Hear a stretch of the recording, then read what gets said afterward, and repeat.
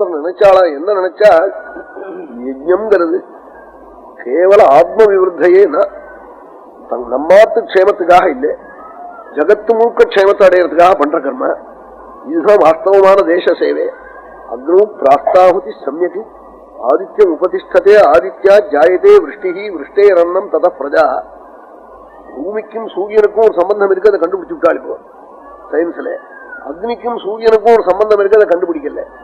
அதை கண்டுபிடிக்கணும்னு முயற்சிக்கிறாள்.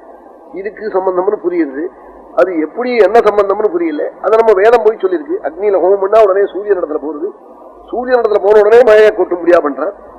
சுதோகாம்ச யஜ்ஞாய சஸ்யாய மகவாதிவம் சம்பத் வினிமயோ மௌனத்வயம் தான் காளிதாசன்.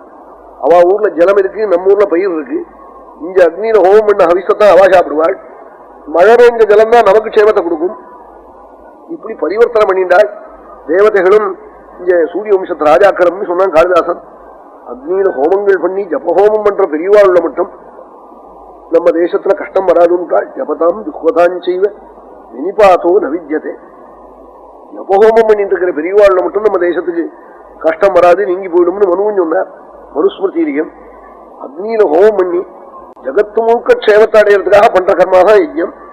அந்த யஜ்ஞம் கேவல ஆத்ம விவருத்தையேனா ஏதோ நம்ம நன்னா இருக்கிறதுக்காக பண்றதில்லை, லோகக்ஷேமார்த்தமா பண்ற காரியம் பண்ணுவோம்னு மனசுக்குள்ள தீர்மானம். தர்மபுத்திரர் இப்படியும் ஒரு தீர்மானம் பண்ணாளா?